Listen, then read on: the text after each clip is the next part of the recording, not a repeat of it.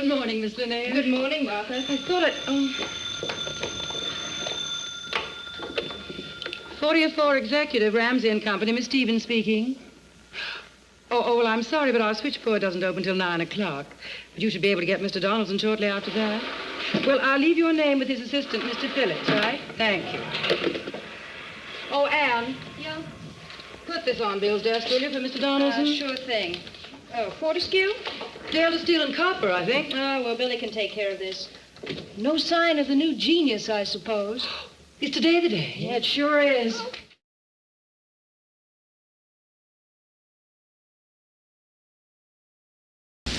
The Kraft Television Theater comes to you live from New York. The play is being performed at the moment you see it. Living theater for your best television entertainment.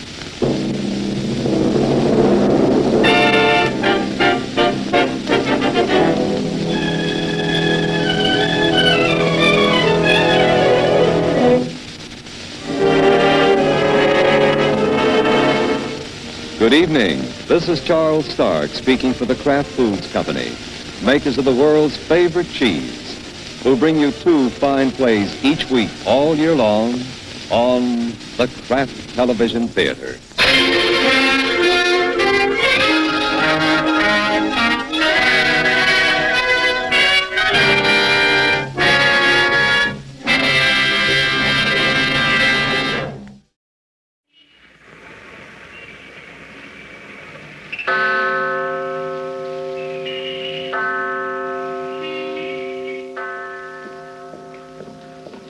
Good morning, Miss Linnea. Good morning, Bill. This early, you'll have to take the local. Doesn't matter.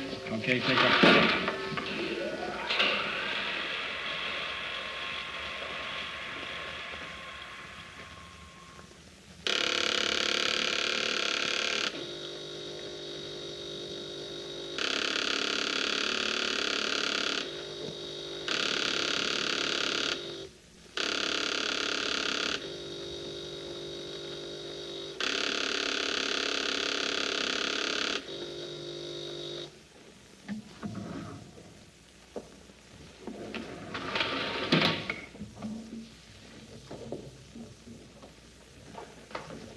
Good morning, Miss Linnea. Good morning, Martha. I thought 40th floor executive, Ramsey and Company. Miss Stevens speaking. Well, I'm sorry, but our switchboard doesn't open till 9 o'clock. But you should be able to get Mr. Donaldson shortly after that. Well, I'll leave your name with his assistant, Mr. Phillips, right? Thank you. Oh, Anne. Yeah? Put this on Bill's desk, will you, for Mr. Donaldson? Sure thing. Oh, Fortescue? Stainless steel and copper, I think. Oh, well, Billy can take care of this. No sign of the new genius, I suppose. Is today the day? Yeah, it sure is.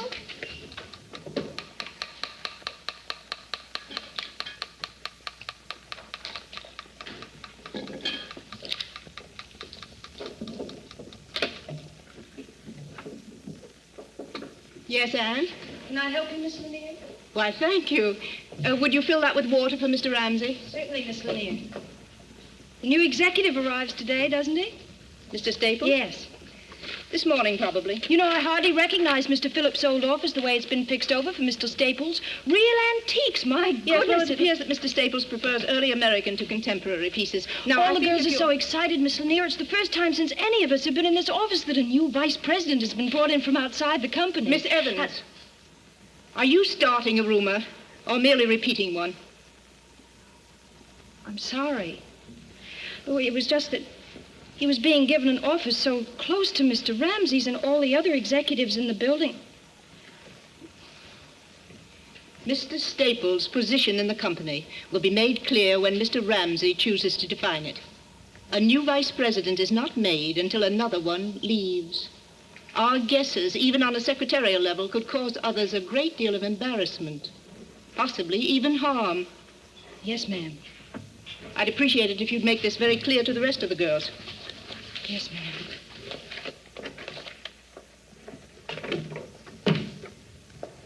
What'd you find out? Wow, you never know when you're going to hit a nerve.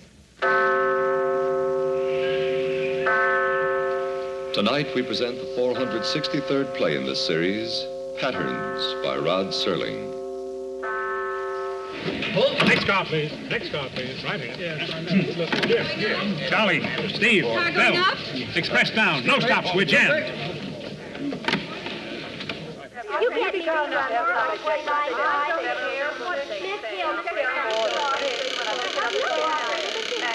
I'm sorry, sir. All the outside lines are taken. We're waiting. Good morning, Miss Hill. Good morning, Miss Stevens. Is my boss in yet? No, you're lucky. Oh, it's the subway. It was tied up on 14th. Yes, dear, I've heard that one, too. Oh, good morning, Mr. Ramsey. Miss Stevens?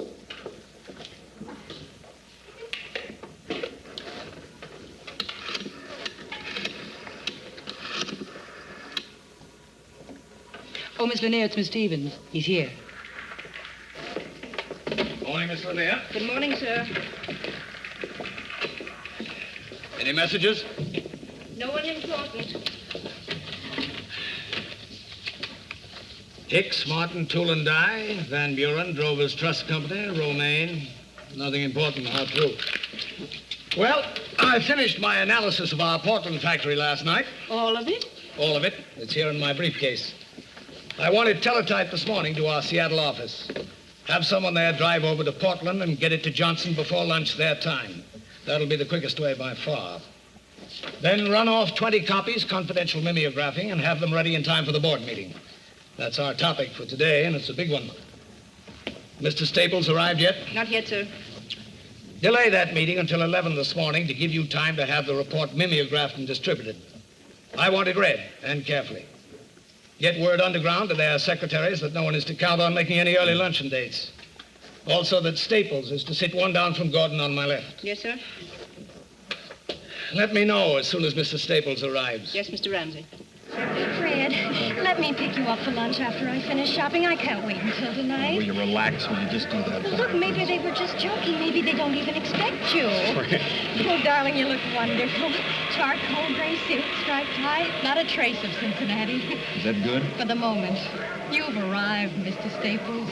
I must have to get you to drive me to work. Only this once. Just to see my man get in that elevator and ride right up to the sky.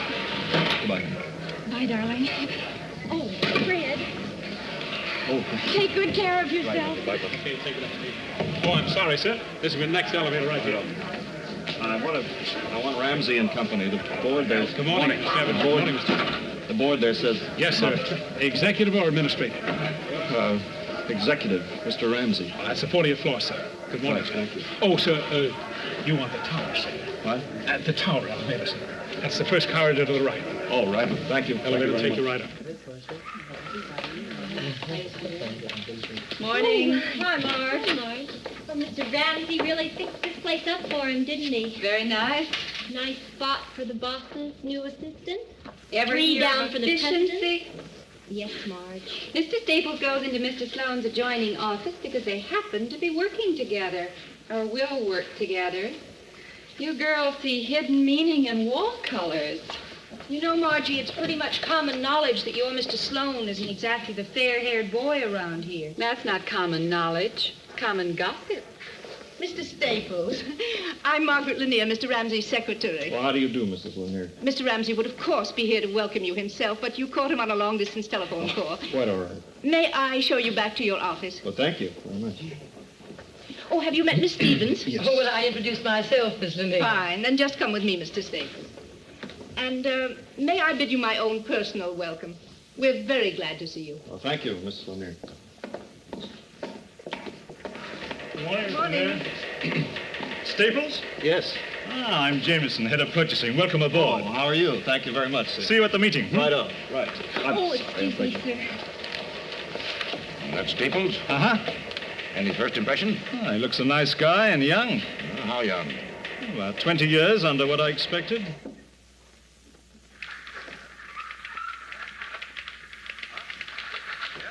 Good morning, Marge. Good morning, Mr. Sloane. Mr. Gordon asked for the Anderson plant inventory reports. Oh, yes. I forgot about those. Put your messages on your desk, sir, and here's your coffee. Well, thank you, Marge.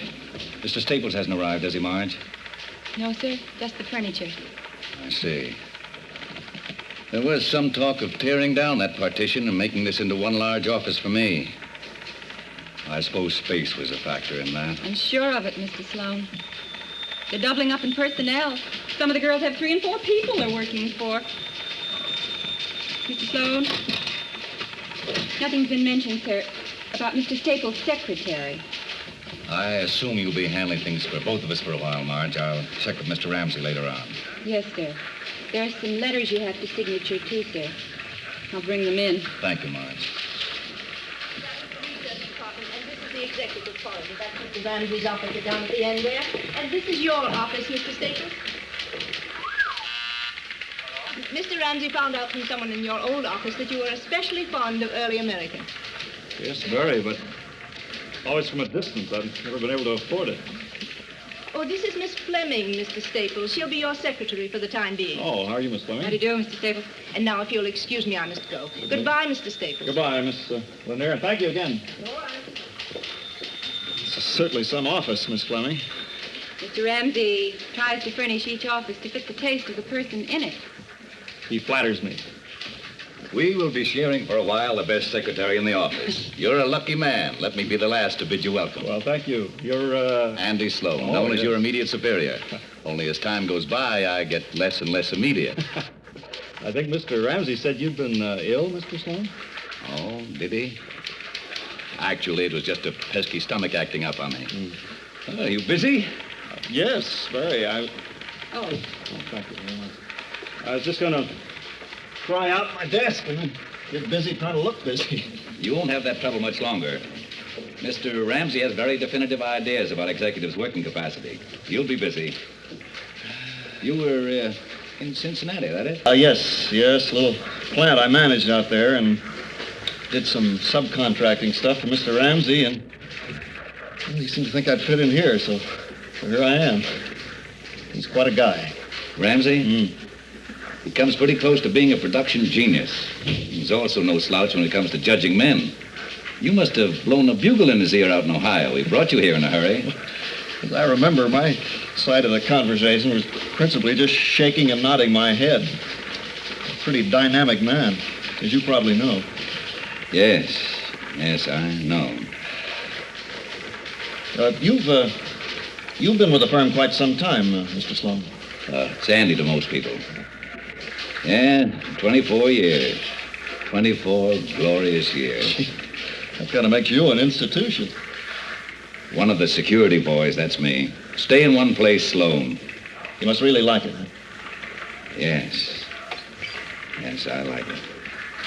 I seem to recall Mr. Ramsey speaking of you as a production man. You're an engineer, aren't you? Why, yes, but from what he said, I think I'll be doing just a little bit of everything here. Mostly industrial relations. Oh? Well, it's been one of my specialties. Oh. I guess we ought to work pretty well together. I'm sure we will. Excuse me. Mr. Ramsey's called a meeting in the conference room, Mr. Sloan. Oh, thank you, Marge. Well, it's been a pleasure meeting you. Fred, is it? That's right, Andy. Mr. Ramsey's expecting Mr. Staples, too. Oh? Well, I'll go in with you if you don't mind. That's all right, sure. I just have to pick up a few papers in my office first, though. I sure hope Mr. Ramsey remembers hiring me. Mr. Ramsey rarely forgets anything. After you. I think I'm going to leave it with you. I'll contact you later about that. With the other one. Much better. Will you do that? Yes, I will. You will? Oh, the second chair over there, Mr. Staples, please. Thank you.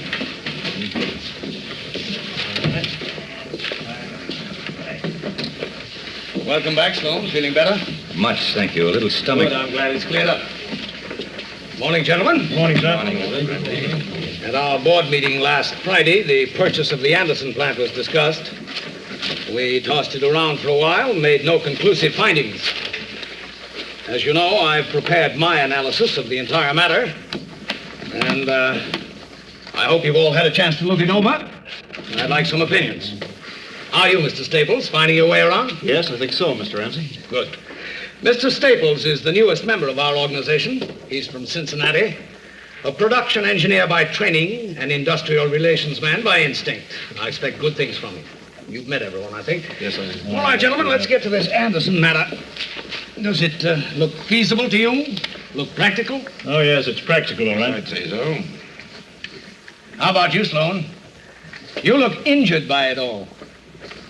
You mentioned here probable time of purchase as sometime next spring. The plant will be in receivership until then?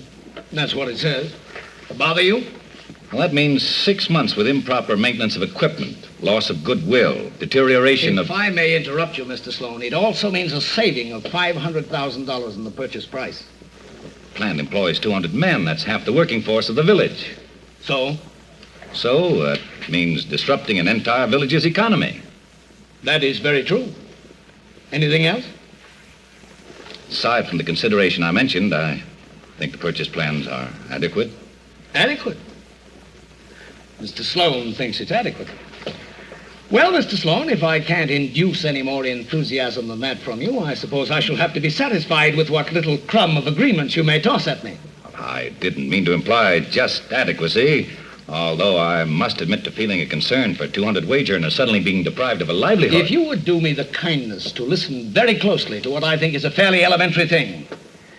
By putting 200 men out of work temporarily, we will ultimately employ twice that number in the same town. Because by purchasing the plant for less, we'll be able to cut production costs as a result of that saving. We will then be able to compete more favorably in the market because we'll be able to sell more goods. We're not going to ruin that town. We're going to make it. I should think, Mr. Sloan, that after 20 years you'd be able to think beyond the tongue-clucking stage and come up with something resembling an analytical point of view. I was under the impression I'd given you a point of view. I saw none. I perceived what amounts to a little emotional tidbit that was decidedly more charitable than cooperative and by no means thought through. I asked, I believe, for an objective view of a business venture. From you I got, and I seem constantly to be getting, a very negative response, if any at all. Adequate, I believe you said. Well, Mr. Sloan, this little move will save us $500,000, which we'll be able to put back into the business. I must say, you take a liberal view of adequacy. I didn't mean just adequacy. I meant that by and large it sounds very good. Very good indeed. Thank you. And bless you, Mr. Sloan. Mr. Sloan approves. How about you, Staples? Do you have an opinion? No, sir, I'm afraid not. Why don't you? Well, I've only had about 5 minutes to look this over. I know nothing about the plant, its causes of bankruptcy, or the product itself, for that matter. I think I'll have to pass on this one at the moment. Good answer. If you'd come up with an intensive program of your own after 5 minutes, I'd have had reason to doubt your sanity. I respect thoughtful judgment. Congratulations, Mr. Staples. Well, that's it for now. I want you gentlemen to pick this analysis to pieces, and we'll meet on it again tomorrow. If there are any flaws in it, I want to know about them now. That's all. All right, sir.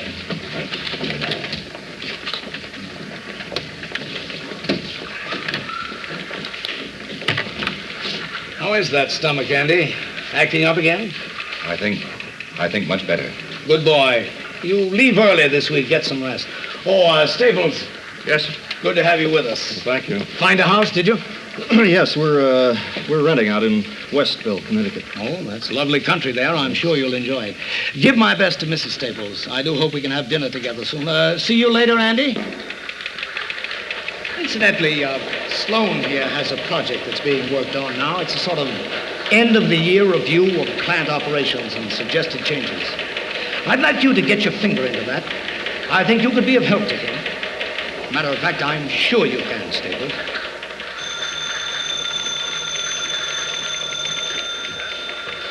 Hi. Hi. How are you? I'm early. I couldn't wait. How is it? Oh, it's a little early to tell. Your secretary said you were in a meeting. Did you see Mr. Ramsey? Yes, I just left him. Oh, darling, your office is beautiful. Something. Oh, and I bought some curtains for the house, the most gorgeous things. Oh, Fred, we're going to love it here. Where do you get this vast reservoir of enthusiasm? Now, why shouldn't I be enthusiastic? I love you very much. Come on, let's go. Okay, wait till I get my purse.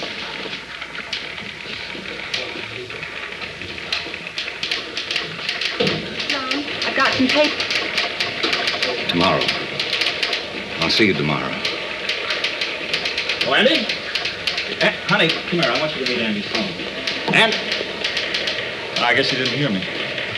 Well, that's all right. You'll meet him later. Take me to lunch. I feel like celebrating. All right, where do you want to go? Someplace very elegant and very unlike Cincinnati. You have come to the right man.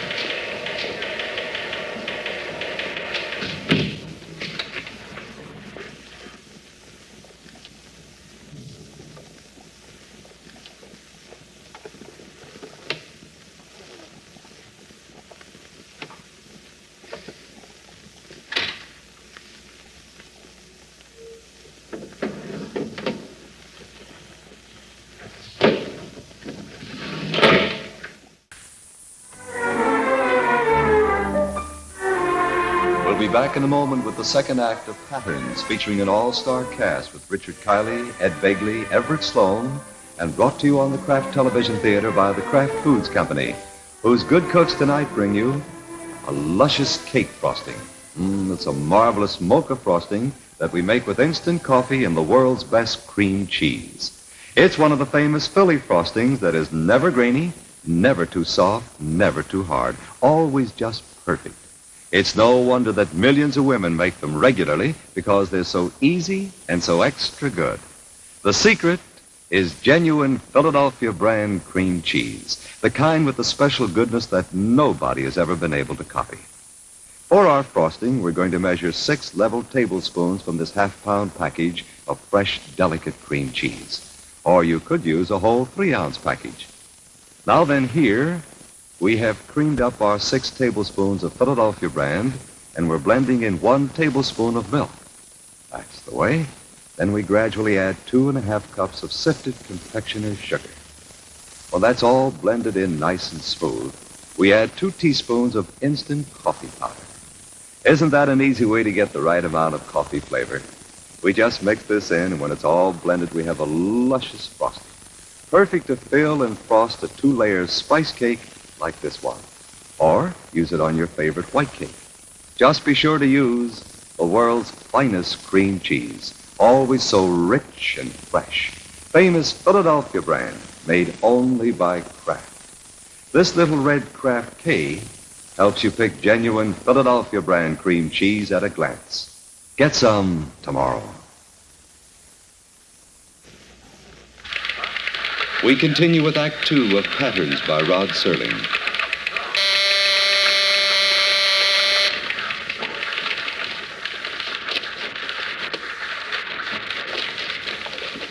That's it. All right, let me see that breakdown. Sure, Fred. Oh, Miss Fleming, I want Billy to take with him my letter to Henry Jacobson. Oh, yes. Yeah, this is the one, I guess. It's the only one I got that's cross-checked for division, so don't let them keep it. Right. Now, listen, Bill. Henry is a very nice guy. I spent a week with him last month, but he's as hard as they come. You know, he started stoking coke furnaces at 14. He was mill foreman at 20, and he bought the company for his own 40th birthday present. So, now, listen. Give him the reports. Remember what he says. Take stenographic notes when you can. When you can't, write it down as soon as you get out of the room. I want to know what they think about every single one of those things. Listen, call me Monday night, will you? Try to get back by then if you can. Just a minute, Miss Fleming. Don't go, please. Hello. Yes, this is Fred. Oh, hi, Judd. Yes, listen, I'm sorry. I meant to call you back. That Atlantic States nitrate meeting, yeah, it's been set up for March the 8th. I'd like a delay on it. Would you do that? Fine. Did those wires get out? Yes, sir, they did. Hello, Judd. Oh, that's fine. That's wonderful. That'll help a great deal. Okay, I'll see you in the dining room at lunch. Right. Now, after lunch, I'd like to set up I want to set up a conference call with Ramsey, Jameson, and myself with Mr. Deering in Denver, Colorado. Hi. Say, how did you know it was my Paul's birthday last Saturday? Oh, his old man told me a couple of weeks ago. Say, that was very nice of you. You know, the kid practically takes that football to bed with him. He said you came over Saturday to bring it and then stayed and showed him how to pass it properly. Yeah. Another thing he told me, that you were an All-American. Said he read it in a book, some sports magazine. Well, that was a long time ago. I'm glad he liked it, Andy. He did. All right, very, very much. That was very thoughtful of you, Fred. Not at all. Oh, incidentally, I've got the first drafts on the report done. I was wondering if we could get together some evening and sort of go over it together soon. Oh, wonderful. Oh, and listen, Andy, by the way, what about the party Sunday night? You going to be able to make that? Well, I'm not sure yet. I was going to telephone Fran later this evening. But you go back to work. I'm sorry for the interruption. Okay. arrangements for that call to Denver, Mr. Staples. Oh, good. If I could go over one paragraph in this letter. I think I'll knock that off till after lunch, Miss Fleming. Oh. All right, Mr. Staples. Why don't you drink your coffee here and relax for a minute? Thank you. I will. Would you like some of this? Some of mine? Yes. Just a mouthful will go good. That's fine. That's fine. Thank you very much. Where'd you play your football, Mr. Staples? Ohio State. Don't ask me the year because I won't tell you. Old man. Yeah. I'm 3 times as old as when I got here. They've kept you busy. Yes, they have, thank heaven. It's their secret. You finished 3 assignments in 1 month. Now you're in charge of the Portland operation. They always give a man more responsibility than he thinks he can handle. You grow with it or go under. You've handled it very well. You fit it in quickly. Thank you. You know something, Miss Fleming? I've been here over a month now, and that's the first out-and-out friendly thing you've said to me. You resent me a little bit, don't you? Yes. It's very natural. You work for a fine man for a long while. You're part of his future as well. Then comes the new man. I like Andy Sloan. That may be our only common ground, but I do like him, and I have from the first. Yes, I think you do. He's a fine man. He was with the firm when it was just a few frame buildings and 20 workmen. That's when Mr. Ramsey's father was in charge. Mr. Sloan is the last of the original bunch. That is not easy to be the last of the original bunch. I guess not. If I seem protective, defensive, it's habit, that's all. Just habit. He's not well. He has a bad heart. And the stomach ailment is really an ulcer. I guess that's just about par for the executive course, isn't it? At least one recognizable ulcer. I wouldn't know.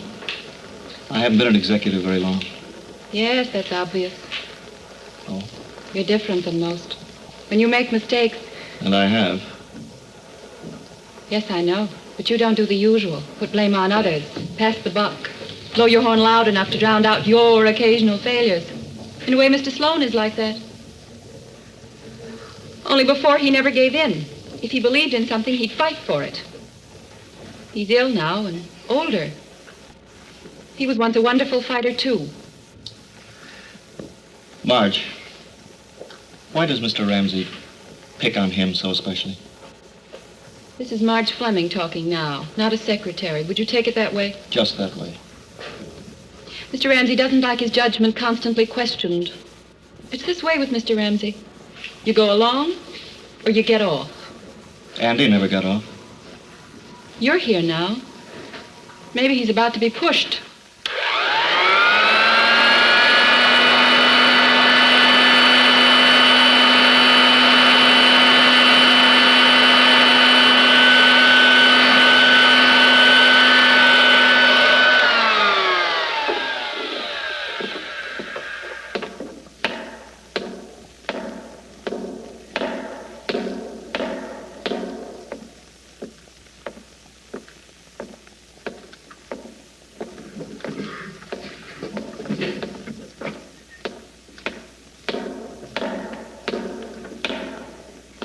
Paul?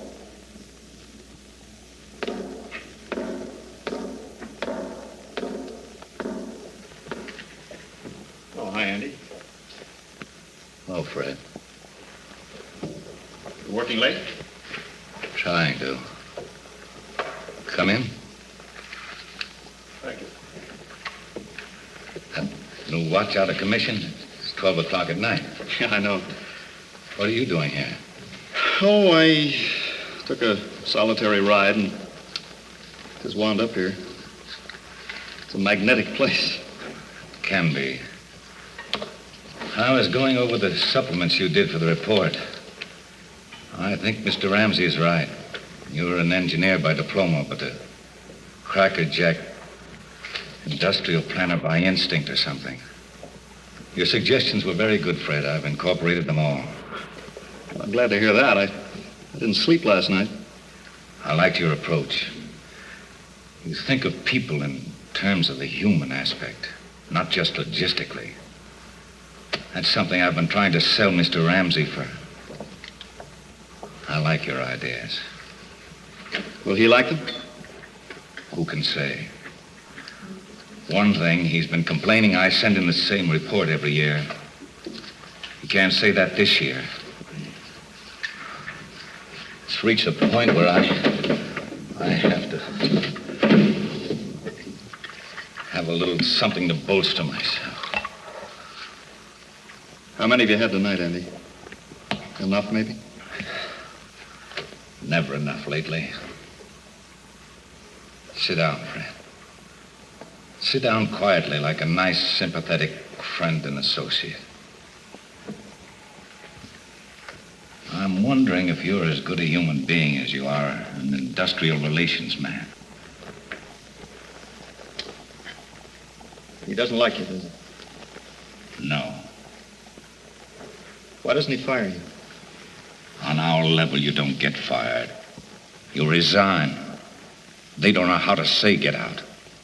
So they create a situation you can't work in and finally can't live in. Tension, doubt, mostly subtle, sometimes violent. They keep chipping away at your pride, your security, till first you begin to doubt and then fear and then finally hate. Ramsey wants me to resign. He wants me to get my cross so full I'll be miserable enough to do that. You take it. The bigger the job, the more desperately you try to hang on to it. The larger the salary, the more dependent you become upon it. It means more than your pride. Why do you take it? Because I'm a weak man.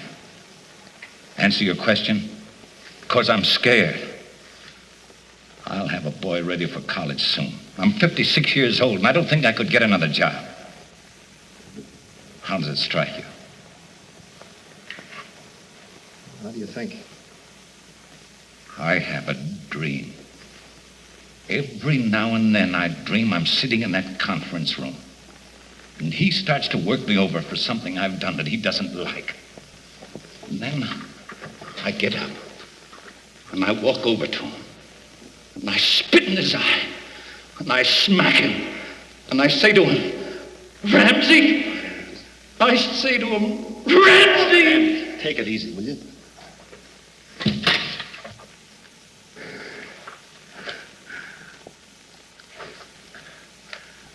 I'll be all right.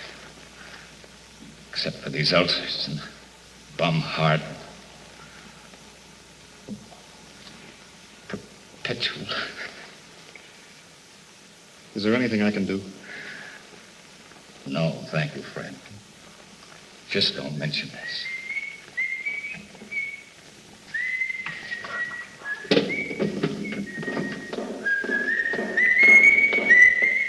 My son, Paul, he was going to pick me up here. Tell him I've gone home, that I had to get some rest. Come on now, Eddie, get up. Do as I tell you, please, Brent.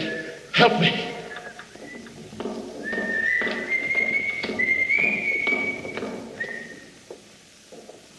Dad? No, it's me, Paul. Oh, man, what a place by night. Where do they keep the caskets? You guys work in this place? Yeah. Well, how you been, Paul? Been to a show. Dad said I should drop in. I guess he's gone? Yeah, he left. Went home early to rest, or so he said. Good. He's under orders not to work late, but can't seem to keep away lately. Always work, always worrying. No wonder he's number 3 man. Yeah. Well, come on, Paul. I'll give you a lift home. Swell. Ever since I can remember, he's been married to this place. Mom used to say the same thing. 2 wives. After time growing up, he'd be here before I got down for breakfast. Once he was 2 Christmas Eves in a row. Mom threatened divorce. She said they were ready to get it straight home and dad. They used to yell and argue, carry on. He was a fighter.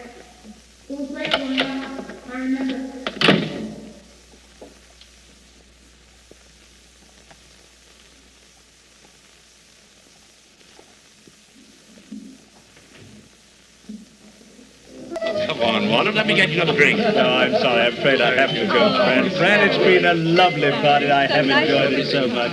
Good night.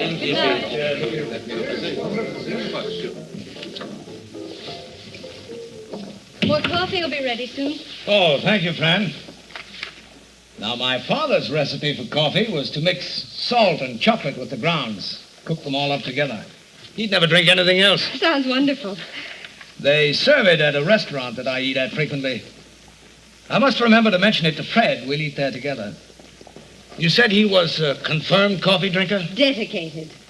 Good. He's quite a young man. How do you like his report? Thank you for letting me see it, Fran. I know it's not according to Hoyle at a dinner party, but acceptable even so. It makes me extremely proud of my judgment, Fran. I'm so happy. He's been worried. Fran! Excuse me. Yes, sure.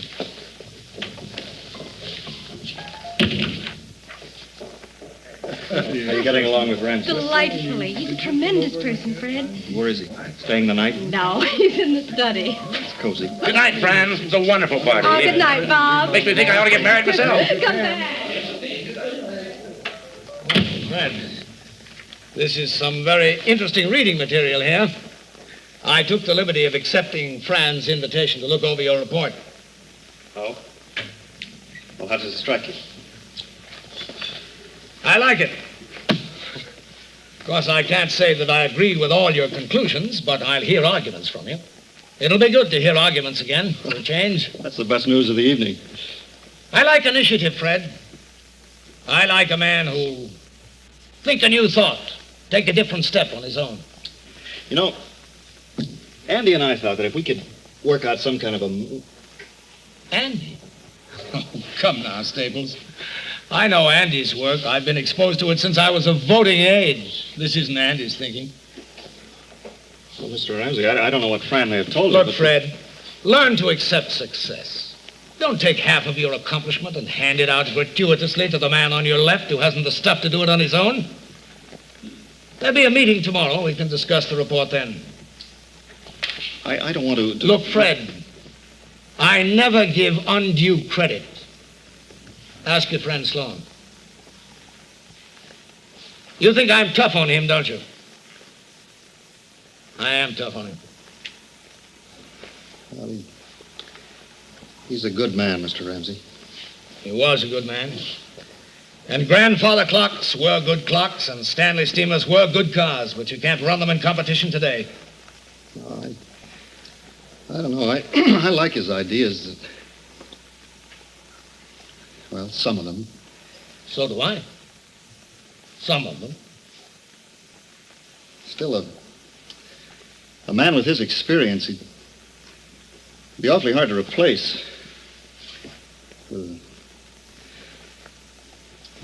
Better get that coffee.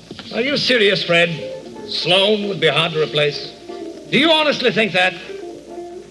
Why the devil do you think I brought you on here from Cincinnati at a week's notice? You think that was a whim? Fred, you're Sloan's replacement. So that is the deal.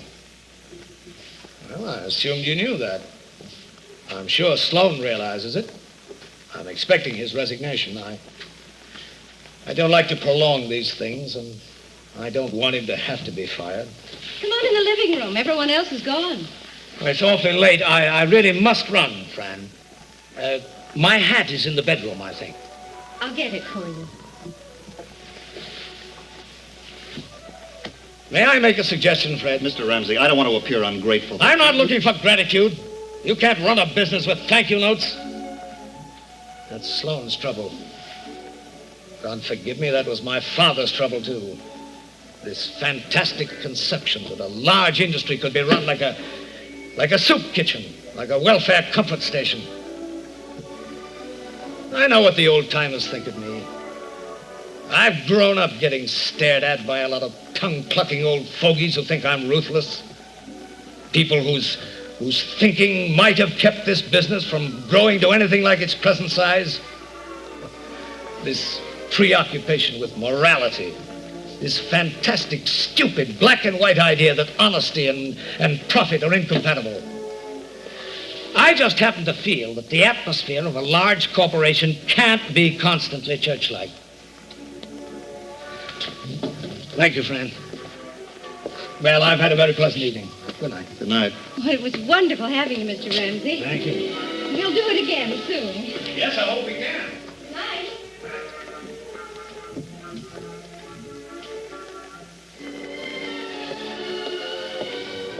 What was that all about? I'm Andy Sloane's replacement. A vice presidency? Must have really laid it on thick tonight. Oh, look, it takes more than a good dinner and some wifely pride to get that kind of promotion. Yeah, it takes a little something more.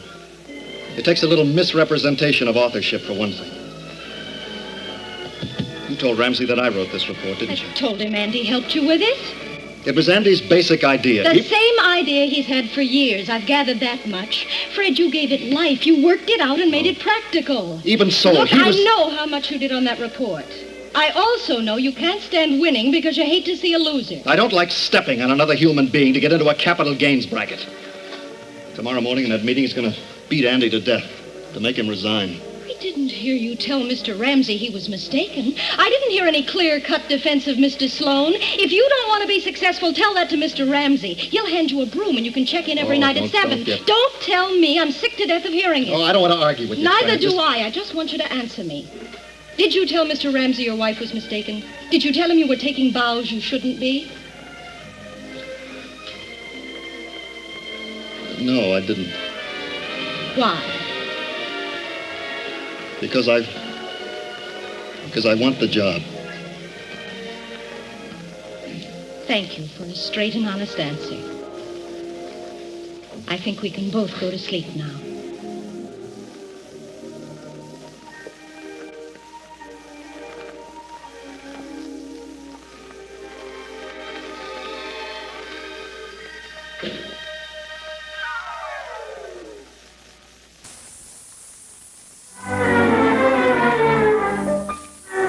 Back in a moment with the third act of Patterns, featuring an all-star cast with Richard Kiley, Ed Begley, and Everett Sloane, and brought to you on the Kraft Television Theater by the Kraft Foods Company, whose good cooks tonight have a marvelous new soup idea for you.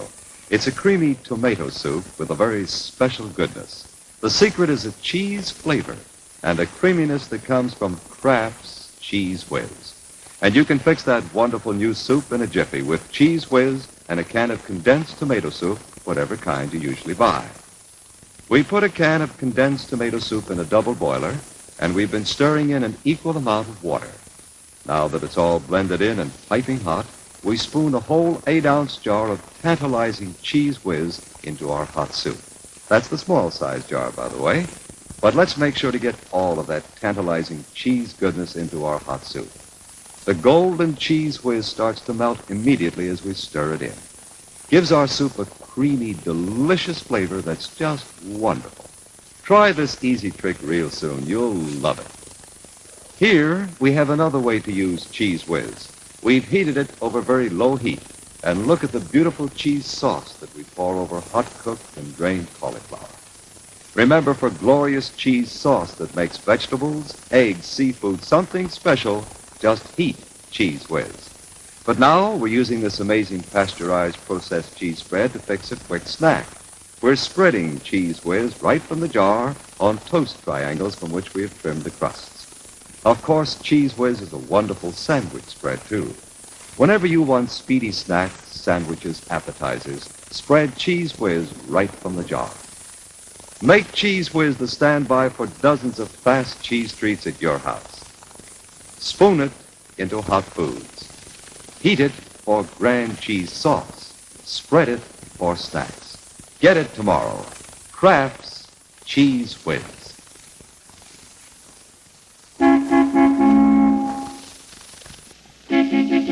All right.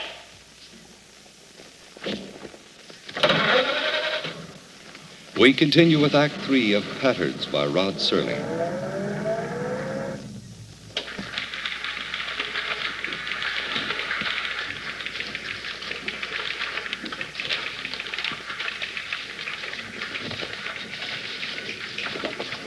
At last, my report all done. Get Miss Lanier to initial that for confidential memo, please. Yes, sir, I will. Thank you, Marge.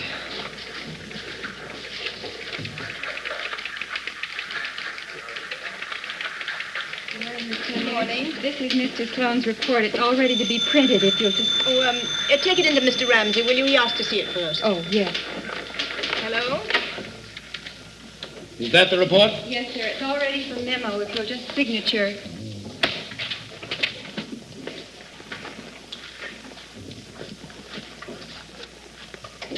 Print it. Mr. Ramsey, I'm sure that... I've read the report, Miss Fleming, and I discussed it thoroughly with Mr. Staples. Print it.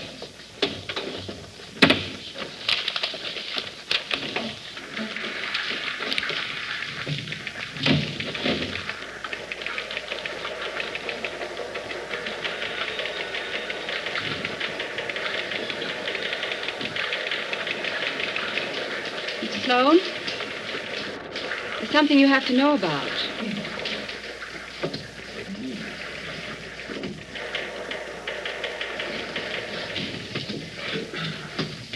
All right, gentlemen, let's begin. I've received all the departmental reports that have been turned in. By and large, they show effort and thought.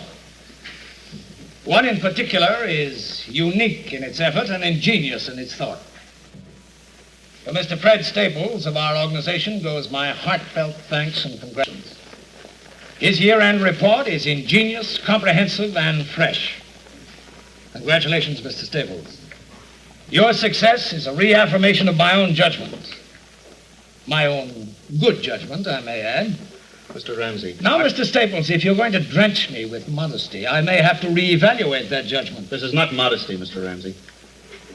It's just a clearing up of what appears to be a misunderstanding. Now, Andy here actually I'm getting had as to much... Andy. Mr. Sloane, you'll pardon me if I come right to the point and if I appear direct and highly unflattering. Mr. Sloane saw fit to add his name to this document. Respectfully submitted, Mr. Andrew Sloane, Mr. Frederick Staples. You know what I call that, Mr. Sloane? I call it presumptuous. You're taking credit for someone else's work. A man slips, he clutches, he loses his stuff, he tries to borrow someone else's. That's not true.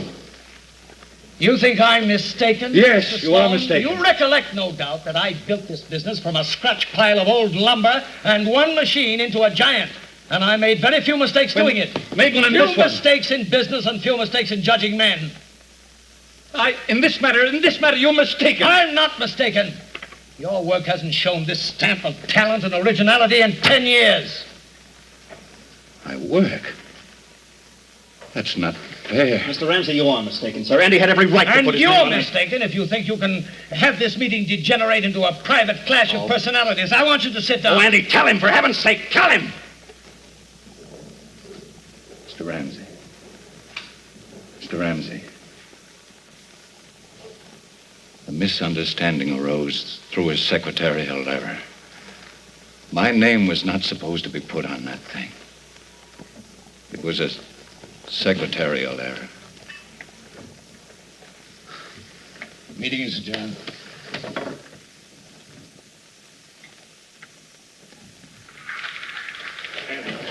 Andy! Andy, what is it? Is it your heart? My pills. Top drawer left in my office. All right, I'll get them. Smith, get an ambulance and see that he's not moving. Still giving orders. Do me a favor, Fred. Tell him to go to...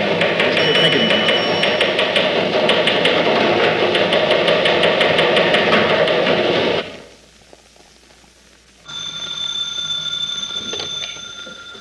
Hello?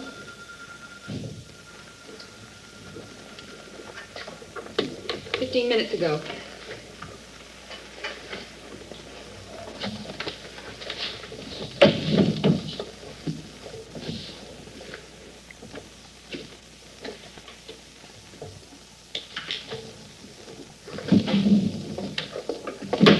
Miss Fleming, Fred called me from the hospital, but he'd left before I got there. Why don't you wait in his office, Mrs. Staples? Thank you, I will.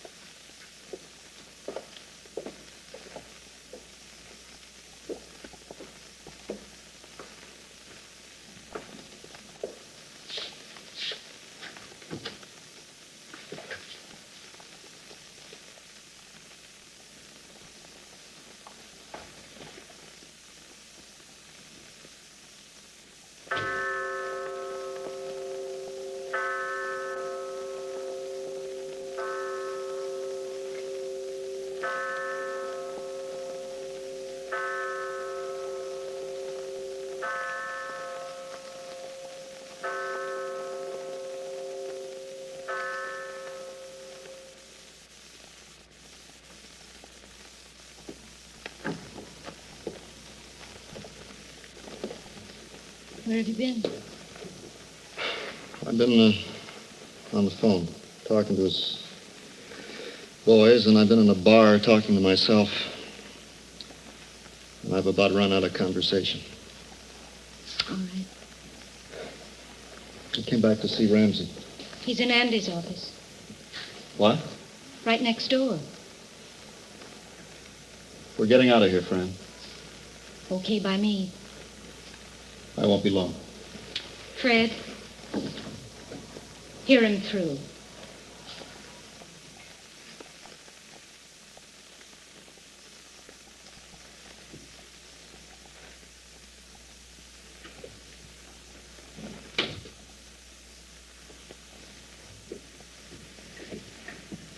He's expecting you.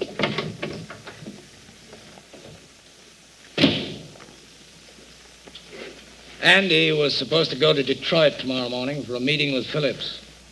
You'll have to take his place. I believe I mentioned that.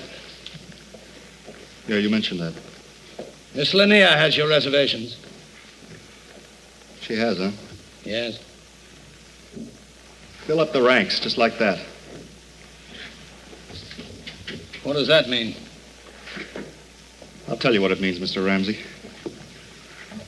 It means I'm not quite as naive as you think I am. Or as blind. You kept harping about Andy Sloane's weakness. It wasn't his weakness that kept digging into you. It was his decency.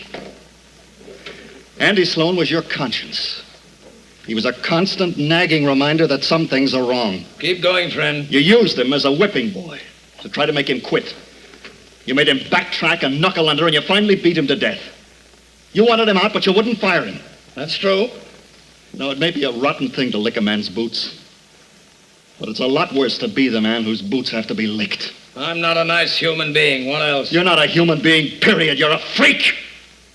You're an organizational marvel with no compassion for human weakness. Well, you drive and fight and kick your people into peak efficiency if they can make it, or into a grave like Andy if they can't, because they lack the strength. And the capacity. He was third in command. That's a lot of responsibility. This is his business, too. This is no one's business. It belongs only to the best. To those who can keep it growing, producing, keep it alive. It belongs to us today, yes. But in the future, it belongs to whoever can give it more. And as far as you're concerned... Don't try to fire me. I still hold this floor, and I still have a few seconds left to officially resign. What do you want from me? Apologies? I don't apologize. What else? A nice unsullied conscience? You walk out of here with a halo because you spoke your mind. And then what do? You go to work for some nickel and dime outfit run by nice people who won't challenge you, who won't beat your head in, who won't make your talent achieve a height you never dreamed of. A company where you're the best and there's no competition and nothing to fight for. Where everything is handed to you. Where nothing is important enough to fight for. All right, now it's my turn. What do you want? I want you to stay. I need help on my level, and you're the only one who's able to function there. All right, you don't like me. I'm not a nice person in your mind. But you learn more, grow more, and do more with me than anywhere else, because I'll run you ragged until you do. I don't want you to like me. Fight me. Take over if you can. And watch the business grow from your effort beyond even our dreams. Be your conscience for me if you want. Be anything you like. And if it's something I don't like, you'll know about it soon enough. But if you stay, you're going to have to fight for every idea and principle that's holy to you. I think you're strong enough to take it. And if not, I think you're strong enough to get out. I think that's acceptable. No reservations? No. Make that one reservation. Andy Sloane had a dream. A pathetic little wish that someday he'd come in here and break your jaw. I reserve the right to keep that wish for him. I'll have it written into the contract. With a little rider that gives me the same privilege. I'll see you tomorrow. You certainly will. Oh, and Staples. Andy Sloane's kids are being taken care of. Is that going to make you sleep better? It starts, huh? That's right. It starts. Fair enough. Fair enough.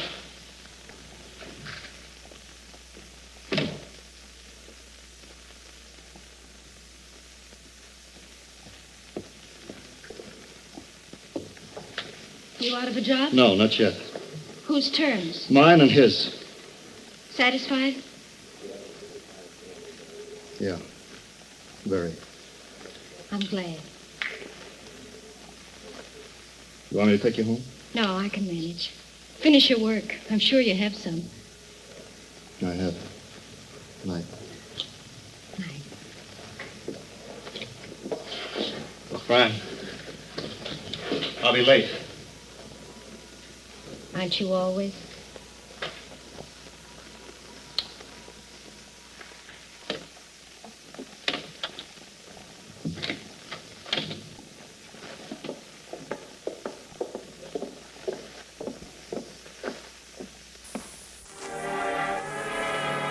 The Kraft Television Theater just presented Patterns by Rod Serling. Here's how to get tonight's recipes free. Just send a postcard with your name and address and the name of the recipe you'd like to Kraft Television Recipes, Box 1718, Chicago 77, Illinois. Because your comments aid us in the selection of future plays and future casts, they're always most welcome. Won't you drop a card or letter to the Kraft Television Theater in care of the station to which you're now tuned? In a moment, tonight's cast, but first, a word from Kraft. Mother forgot again. The table spread is refrigerator cold and won't spread at all. But watch Kraft's new Parquet Margarine. It's ice cold and still it spreads smoothly. Get Kraft's delicious new Parquet in the blue package with the cake of ice in the corner. Tonight, we are privileged to bring you an all-star cast. We present them now in the order of their appearance.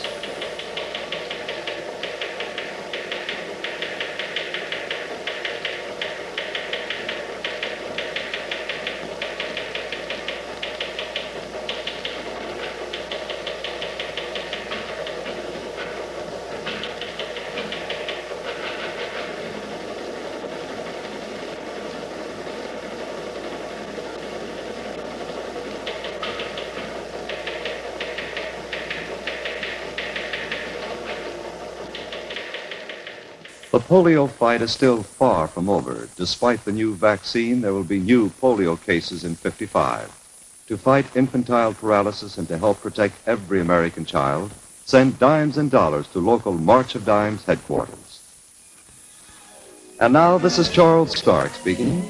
We invite you to be with us next Wednesday night, January 19th, when we'll present The Written Word, adapted for television by Leslie Duncan, from a play by Ludovich Kennedy, featuring David Cole, Eddie Binns, Russell Hardy, and J. Pat O'Malley. Played by a fine cast of Broadway actors, The Written Word will be brought to you on the Kraft Television Theater by the Kraft Foods Company.